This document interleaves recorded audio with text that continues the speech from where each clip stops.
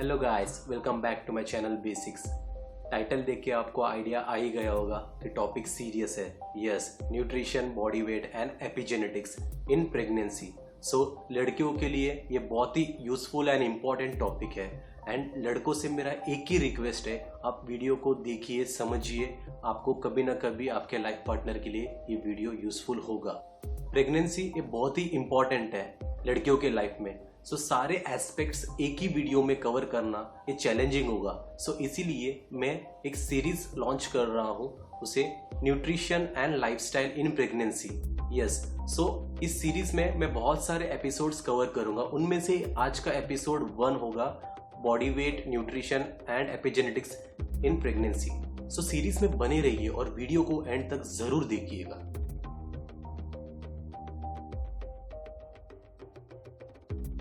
सो चलिए शुरू करते हैं आज का टॉपिक। सबसे पहले न्यूट्रिशन। आपको एक हेल्दी ईटिंग पैटर्न मेंटेन करना है before, during and after pregnancy. Yes, बहुत लोग ओनली 9 मंथ प्रेगनेंसी पीरियड में ही एक हेल्दी न्यूट्रिशन फॉलो करते हैं, बट आपको before, during and after pregnancy भी मेंटेन करना है एक हेल्दी ईटिंग पैटर्न। अभी हेल्दी ईटिंग पैटर्न कैसे अचीव होगा? आपको न्यूट्रिएंट डेंस फूड खाना है। जो भी फूड में, जैसे कि vegetables, whole greens, dairy products, chicken, lean meat, low fat या फैट फ्री प्रोडक्ट्स, ये सब न्यूट्रिएंट डेंस फूड है। आपको unsalted nuts and seeds unsalted होना चाहिए। ये सब न्यूट्रिएंट डेंस फूड है, बट इसमें एक कंडीशन है। न्यूट्रिशन डेंस फूड आपको खाना है if they are prepare with low और no saturated fat, sugar, refined grains and sodium, that is salt. आपको ये ध्यान में रखना है। सो गाइज, आपको न्यूट्रिएंट डेंस फूड खाना है, बट कुछ फूड कंपोनेंट्स को आपको रेस्ट्रिक्ट करना है। सो आइए देखते हैं as per Ludwig Maximilian university LMU and WHO के अनुसार इस रेस्ट्रिक्टेड फूड कंपोनेंट्स का रिकमेंडेशन कितना होना चाहिए। सो सबसे पहले added sugar less than 5 to 10% calories per day recommendation है। Then saturated fat less than 5 to 10% calories per day है। And sodium, that is salt, less than 2300 milligram, यानी कि 2.3 ग्राम आपको इंटेक करना है पर डे। ध्यान में रखिए सॉल्ट। सो गाइज, आपको कैलोरीज लिमिट करना है from added sugar, saturated fat and sodium intake reduce करना है। बेसिकली ये न्यूट्रिएंट को लिमिट कर देता है, डाइल्यूट कर देता है, एंड ये बेनिफिट करता है non nutrient substances in a food. So इसको नॉर्मली एम्प्टी कैलोरीज कहते हैं। सो ये चीज आपको ध्यान में रखना है। So guys, healthy eating pattern के साथ, यानी कि न्यूट्रिएंट डेंस फूड के साथ, आपको फिजिकल एक्टिविटी रूटीन मेंटेन करना है इन प्रेगनेंसी। यानी कि आपको minimum 2.5 hours of exercise maintain करना है in a week, and muscle strengthening exercise 2 से 3 बार पर वीक आपको परफॉर्म करना है। ये मेंटेन आपको जरूर करना है थ्रू आउट द प्रेगनेंसी। सो आइए अभी हम सेकेंड पॉइंट देखते हैं, that is body weight in pregnancy. अभी बॉडी वेट आपको प्रेगनेंसी में नहीं मेंटेन करना है, आपको प्रेगनेंसी के पहले ही आपको बॉडी वेट एक मेंटेन रखना है, that is BMI। So body mass index आपको एक प्रॉपर मेंटेन करना है, यानी कि 18.5 से लेके 24.9 kg पर मीटर स्क्वायर BMI आपको मेंटेन करना है।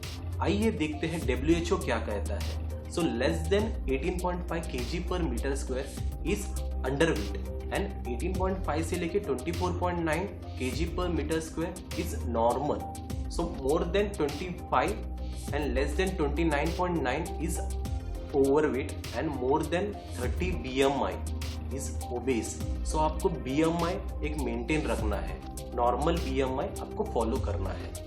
सो स्पेशली लड़कियों को ये ध्यान रखना है, अगर आपका नॉर्मल BMI नहीं होगा, यानी कि 18.5 से लेके 24.9 kg पर मीटर स्क्वायर का BMI आपका नहीं होगा, देन कॉम्प्लिकेशंस हो सकता है for mother and fetus, that is baby. So आइए देखते हैं कि क्या कॉम्प्लिकेशंस हो सकता है। सबसे पहले for mother, low in fertility, decrease in fertility, यानी कि and high risk of miscarriage, and then high risk of gestational diabetes, increase in risk of perinatal complications, यानी कि प्रेगनेंसी एंड बर्थ के बाद भी कॉम्प्लिकेशंस होगा for mother.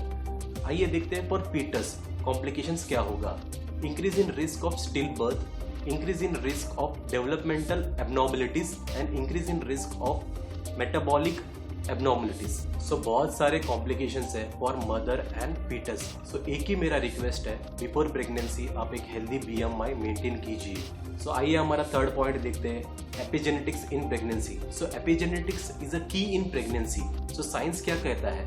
Science has demonstrated that lot of environmental cues acting during and before 1000 days of life has an impact on rest of their lives। यानी कि आपको environment एक maintain करना है पहले और प्रेगनेंसी के टाइम पे, so that आपके बच्चों पे भी वो इफेक्ट करेगा। So आप जिस तरह से environment रखोगे, दोगे एक प्रेग्नेंट वुमेन को, वही एनवायरनमेंट उसी तरह से उसका कैरेक्टर आपका बेबी का होगा, उसी तरह से उसका बिहेवियर होगा। So one of this environmental cues is nutrition.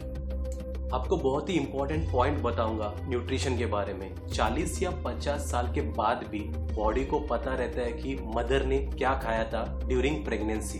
Yes, आपके बेबी के बॉडी में वो इंफॉर्मेशन पाया जाएगा कि मदर ने क्या क्या चीजें न्यूट्रिशनल फूड्स खाए थे during the pregnancy. And lastly, as per LMU university, if the mother smokes during pregnancy then average birth weight will be reduced by 300 grams. So आपको ध्यान रखना है प्रेगनेंसी के दौरान ऑब्वियसली स्मोक नहीं करना है। सो गाइस, आज के लिए बस इतना ही। आई होप आपको इस वीडियो में कुछ नया सीखने मिला। सो प्लीज लाइक और कमेंट जरूर करना, एंड जो नए हैं प्लीज सब्सक्राइब कीजिए। Thank you.